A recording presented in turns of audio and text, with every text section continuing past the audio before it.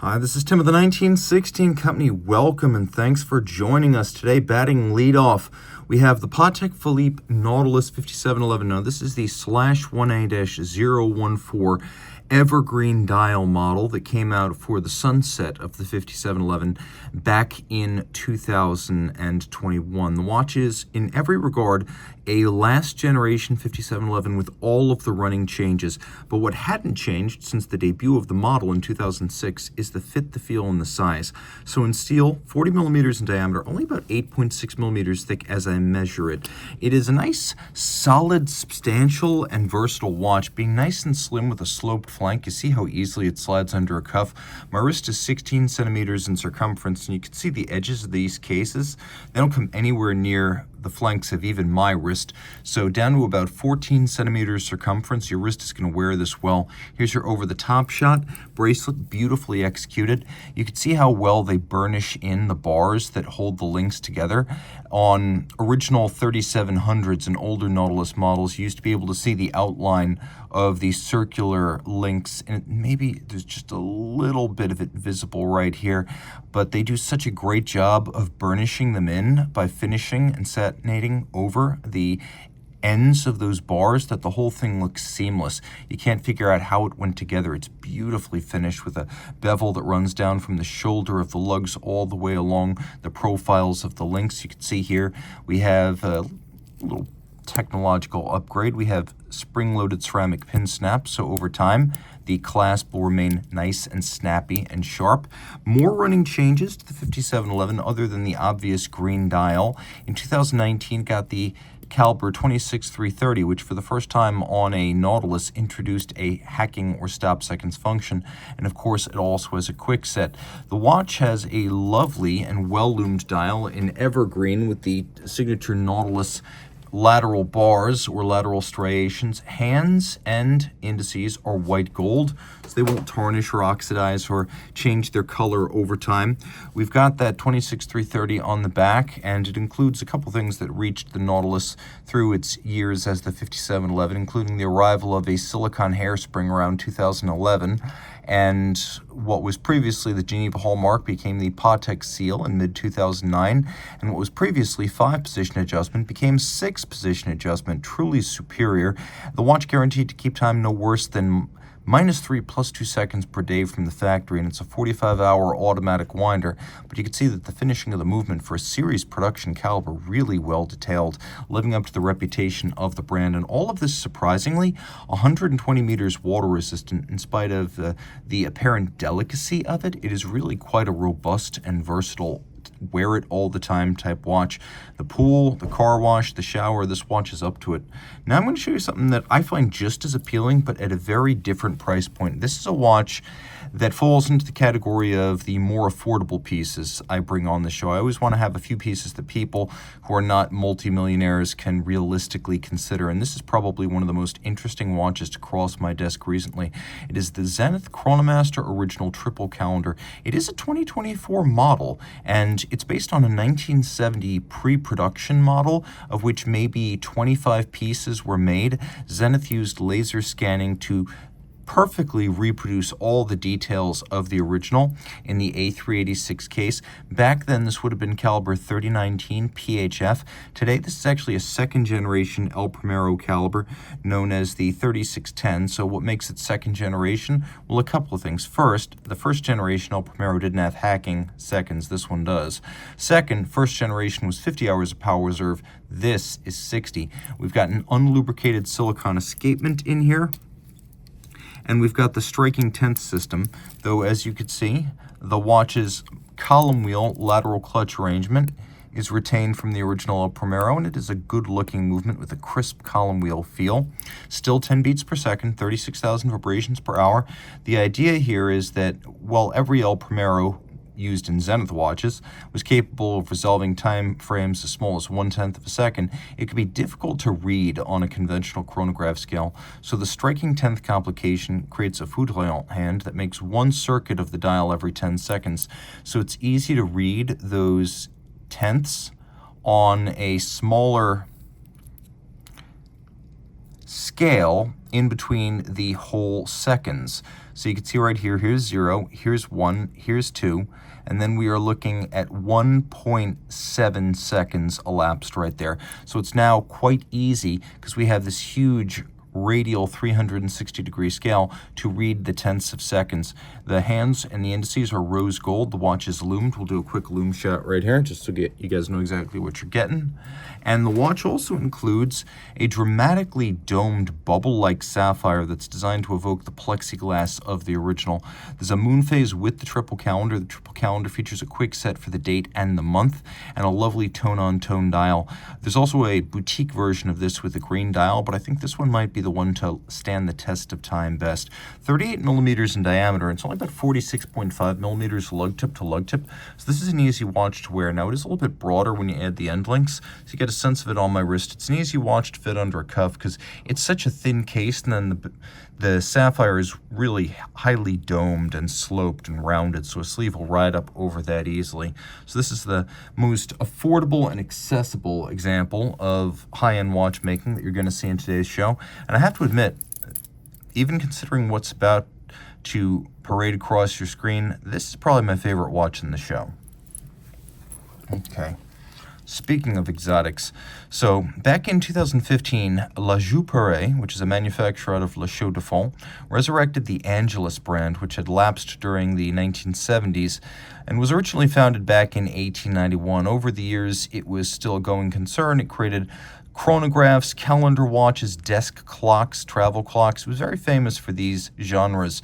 So it was a little bit of a surprise when the brand was brought back in 2015 under head of development Sébastien Chalmontet. They launched a tourbillon for which Angelus had no real historical precedent. Well, Alain Silberstein, the well-known watch designer and pioneering independent watchmaker, worked with Angelus and Waco of Revolution magazine during 2003 to create this 8-piece limited edition. This is the U1 Streamline tourbillon, a collaboration between Angelus and Revolution magazine. It's part of Waco's Grail Watch series of collaborations with major watchmakers and constructors. So this is Grail Watch number 7. You can see this is number 5 of 8, but actually it's a micro edition within a micro edition, because 4 of these feature conventional Arabic numerals, whereas another 4, like the one you see here, feature Eastern Arabic numerals and Silberstein's well-loved fundamental shapes and primary colors. He's a student of De Stijl, he's a student of Bauhaus, Deutsche Werkbund, and frankly, also a little bit of Raymond Loewy's design work. Raymond Loewy, a famous American industrial designer at his peak during the 30s, 40s, and 50s. He was famed for, among other things, the paint scheme of Air Force One and the 1963 Studebaker Avanti. But this watch really recalls his 1930s streamlined trains like the Pennsylvania Railroad S1. And it looks a little bit like a bar of hotel soap 3 or 4 days into your stay, but the idea was to take the electric shaver aesthetic of the U10 and replace it with something a bit more elegant and organic on this U11, and that was achieved. So you have a flying tourbillon that is quite nicely decorated. No upper bridge to block your view. That's what makes it a flying tourbillon. Overcoil hairspring, 2.5 hertz beat rate, so 18,000 vibrations per hour, a bit like a pocket watch. You can see the bubble-like profile of the sapphires, how the case tapers towards its end, and also how it tapers in profile and thins out.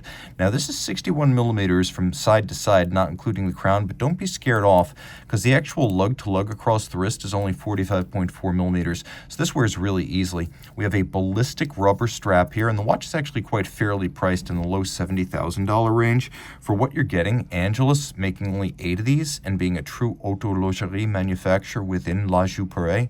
If you know Arnold & Son, that's the brand under La Journe. Well, Angelus is the elite brand within La Journe. Turning it all over, caliber 100 twin barrels, manual wind, 90-hour power reserve. We have phased mainsprings in the 2 barrels so that their torque curve is extremely broad and flat.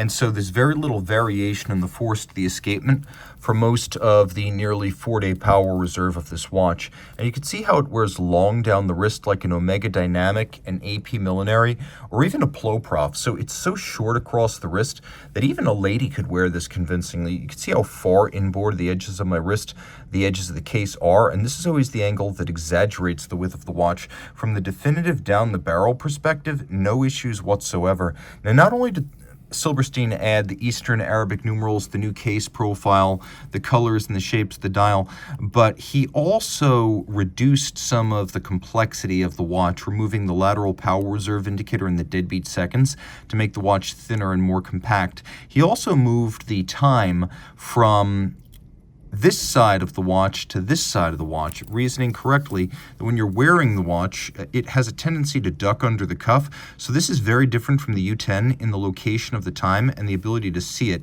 even if your sleeve manages to cover the inboard side. So that's a very cool watch. Again, a 4-piece edition with these Eastern Arabic numerals. Now, in 2022, H. Moser & C created the Streamliner Flyback Undefeated, which was a 76-piece collaboration with the LA fashion brand, and this watch was created specifically for friends and families. There were 76 Undefeateds, but there was also a friends and family model, which you see right here. The standard Undefeated had blackened numerals and Undefeated logo and hands on the dial, blackened global light lume, blackened DLC case and bracelet, and no real color on the dial, whereas this one takes the original's numerals and Undefeated logo and hands and lume and brightens them up. The previous mainstream version of the 76-piece edition, that really had no functional lume, whereas this has very functional lume. The standard model among the 76 had a gray gradient fume fade on a tiger stripe camo dial. Well, we still have the tiger stripe camo dial, but here it is a green forest fade. Green at the center, almost black at the edge, and we get this vivid orange seconds hand. So this is an incredibly rare watch. It's the first I've seen, and I've seen the Undefeateds in the past. It is based on the Streamliner Flyback, so automatic winding, 54-hour power reserve, 120 meters water resistant. Moser actually boasts you can use the pushers underwater. I wouldn't test it, but that's their claim. We've got a chronograph seconds hand, a chronograph minutes hand that is radial, flyback capability, so you can reset and restart without first stopping. And we can also wear the watch easily, as it's basically 42.3 millimeters lug to lug and 42.3 millimeters wide, which is why this watch really wears smaller than its rated size. It's nothing like an offshore, even though technically offshores are 42. This is a much more compact and easy watch to wear. Notice how dramatically boxed and domed that sapphire is. Not easy to do. This green gradient dial with orange hand and bare steel case is in many ways more appealing than the original, which was a bit stark and difficult to read. This one has a lively amount of color, and it works well as a watch. Again, you're looking at my wrist, 16 centimeters in circumference. The quality of the finishing on these Streamliner bracelets is unbelievable, and the closer you get, the more you realize why there's so little play in the bracelet, and how well interlocked these pieces are, and how well internally finished the bracelet is. Turn it all over, you've got the Chronograph. This is made by Jean-Marc Wiederrecht and Agenor in Geneva. And the movement, according to Wiederrecht, is actually built and finished to a standard that would earn the Poinçon de Genève if he were to submit it. And you can see this twin-barrel automatic winder has no apparent rotor. That's because the tungsten rotor of this HMC 902, again, it's the Chronograph, but we're calling it HMC 902. The rotor's under the dial, which is really cool. We've got a column wheel that is super crisp and a particularly shock-resistant lateral Agen clutch. All of this is massively complicated, and you can see they did not take the easy way out in terms of engineering or finish. It is a very crisp operation, and the feel of the column wheel is deeply positive. A watch that fires on all cylinders, and again, 120 meters water resistant, so this is one you can wear all the time for the summer of 2024.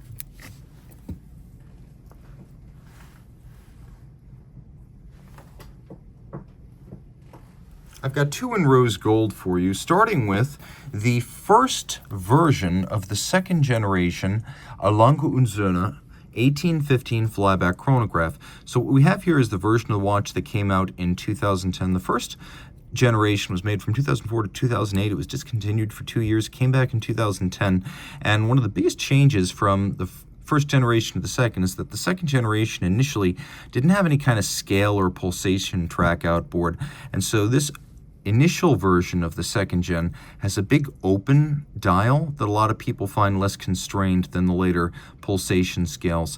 It's 39.5 millimeters in diameter. It's only about 11 millimeters thick, so it's a lot thinner than a dotograph, even though mechanically it's identical to the dotograph up-down. So this is the L9515. It's got the upgraded power reserve, now 60 hours, manual wind. There's a hacking seconds function. You can see a free sprung balance with an overcoil hairspring, 5-position adjustment, lateral clutch with column wheel, and world-class, really industry-leading pusher feel here. German silver bridges and plates, nickel, copper, zinc alloy. That's what German silver is, and it's the copper that gives it that golden hue. All the parts that are silver are either satinated or polished steel, and you can see freehand engraving on the balance cock stripes across the bridges. We have both polished and blued screws, and note their different rolls here. This is a clue to the watchmaker. The blue screws are generally used to fix things that don't move or adjust in any way, whereas the polished screws, whether on the chronograph, on the swan's neck, those screws are used for adjustment, alignment, tension, and spacing. So there is a little bit of a method to the madness. We have so much color and depth here. The quality of finish is world-class, including on the steel chronograph parts, which is not easy. Look at the chronograph clutch right here. You have this sharp inward angle where bevels meet. That's done in steel, harder to do than on German silver or brass.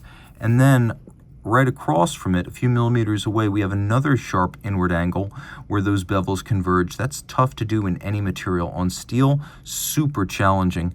And you can see that the beveling on the edge of the steel parts is as good as anything you'll find on the bridges. A very special watch. And of course, this right here is itself a flyback chronograph, so reset and restart without first stopping. The dial is made of sterling silver. It's then galvanized this silver white with the numerals printed on, and you know it's an 1815 because at Lange, the 1815 has the Arabic numerals, and that's exactly what we have here, giving you all of the caseback splendor of a dotograph with none of the thickness. The key thing to the dotograph up-down is that the power reserve and the date mechanisms are on the dial side, so when you look at the back of this watch, you get exactly the same quality and experience. Here's a watch that is one of the rarest I've encountered. Girard-Perregaux launched its 1966 annual calendar equation of time back in 2011, and it's rarely seen. Now, GP, along with its sister company, Ulysse Nardin, once again independent, having been purchased back from the Kering Group by its own management. So GP is now independent horology, and the watch you see right here is going to ride the coattails of the brand's elevation as it regains status and stature in the industry. They're run by good people, and GP is one of the great manufacturers in watchmaking history. 40 millimeters here, about 11.1 millimeters thick and only 44.7 millimeters lug to lug. We have exquisitely welded on lugs, a very handcrafted case, a dial featuring annual calendar and equation of time. So let's see how this works. First, you can see that we have a hacking seconds function. Just make sure we're not in the date changed zone there. So we have hacking seconds, and then we have a quick set for the annual calendar. The annual calendar gives you a month and a date, and take note, it's bidirectionally adjustable with the quick set, and as you do adjust it, the equation of time will adjust along with it. So the annual calendar needing only one correction a year annually during the jump from February to March. The equation of time is the difference between true solar time and mean solar time. So if you think about it, there are 24 time zones in the world, but even within each time zone, the sun will be directly overhead at different times of day because there is east-west distance within a time zone. So one average time of day is designated for that time zone. So the time on the clock that says 12 may not be the time the sun is actually directly overhead in that spot, depending on where you stand. So we have the equation of time that will tell us the difference between true solar time and mean solar time. And it can be up to 15 minutes in either direction, plus or minus, ahead of or behind, and then it will coincide 4 times a year with the index indicating 0 those 4 times. We have a lovely Ardoise sunburst anthracite metallic dial with rose gold indices, rose gold hands, turn it all over. Girard-Perregaux 3300 base. This one's got some upgrades, things you don't often see on GP watches, starting with the free-sprung balance, with the adjustments mostly made using the variable inertia screws on the balance rim. It's both a more precise adjustment system and a more shock-resistant one. And then next to it, something else rarely seen, launched in the 2010s, but hardly ever equipped on a Girard-Perregaux watch. We've got the Microvar system, which includes a tension spring, an index, and an eccentric screw. And I apologize, I believe Microvar was launched in the 2000s. But this is a much more precise system than, for example, Edachron. And it's something that GP developed in-house, but rarely uses for some reason. So it's a little bit of an exotic upgrade to this Girard-Perregaux 3300. 46-hour power reserve, 4 Hz beat rate. These are thin, fine, and beautifully decorated movements. You can see snailing on the edge of the rotor, Côte de Genève circular, Côte de Genève linear, blued screws, engine turning on the base plate. Note the beveling on the edge of the rotor as well as the edge of the bridges. GP, a real autologerie brand that deserves to be up there with the likes of Zenith and JLC in collector regard. And because this is so short across the wrist, you can see how well and easily it wears even on my small forearm. A very special watch and a rare one. Here's another rarity. A concept watch in 2010 from Stepan Sarpaneva foreshadowed his Korona K0 Ruler of Water watch. So the watch you have right here is the Korona K0. It was part of a trilogy, one in two-tone black DLC, one in black DLC, this one in steel. And you can see it says on the back, Ruler of Water. And the idea there is that it refers to Finnish folklore. They have 188,000 lakes in Finland, and so at some point, mythologically, a smith's 3 daughters were taken by a Dagon or Cthulhu type character, but again, because it's Finland, it was in a lake, not in the ocean, and he created an instrument that would offer him total command of the elements as he went down to try to rescue his daughters. And this instrument would tell him everything about the natural world, including the date of his mortality. And so the Ruler of Water in the hands of the smith helped to punish this malign entity that took the daughters. And so the Ruler of Water, being the theme behind this watch, it is a diver. And you might not guess at first glance that this is a dive watch, but it is. And let me show you how this is accomplished. Screw down crown with distinctive triple knurling, 300 meters water resistant, and then, let me just get everything going here. Something I've wanted to see for a long time, which is someone making a thin dive watch by re-engineering the date quick set of a movement to act as an internal rotating dive bezel. And that's exactly what Sarpaneva has done here with the Soprod A10 automatic base. The A10's got the 4 Hz beat rate, 25 joules, automatic winding, 42-hour power reserve, and hacking seconds. And it's actually got Seiko 4L roots. It's a very good automatic movement, often used as sort of an upscale drop-in replacement for 2892. And the watch has a blue PVD, or I guess I should say blue DLC style steel grid at the center, and you can just see the movement underneath it. There's absolutely no shortage of luminescence on this watch. It's a true diver, and the bezel index is loomed. It's also very thin, though a 46, it's under 50 millimeters lug to lug, and it's only 11.5 millimeters thick, or thin, I should say. And Sarpaneva, a very accomplished watchmaker who works out of Helsinki, he works on a very slow, handcrafted basis, building watches that are as distinctive as they are in demand.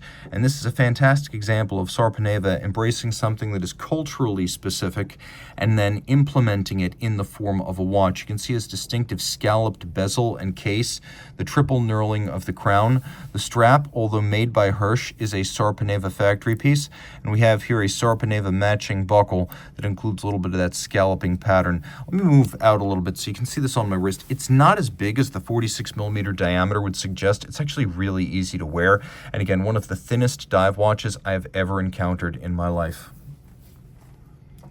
Finally, we have the watch that I consider to be the rock star of today's set from Francois Paul Journe. This is the latest generation Chronometre Resonance.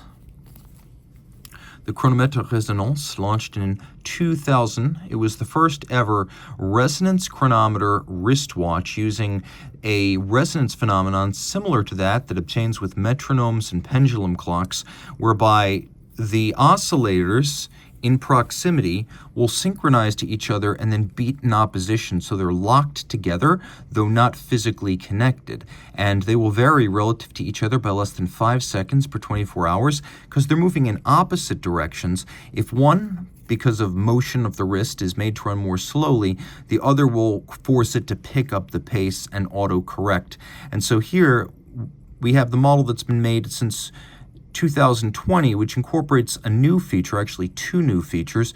We now have one barrel, a differential that ensures equal energy to each side of the drivetrains, and you can see the differential from the dial side. That's actually what you're looking at.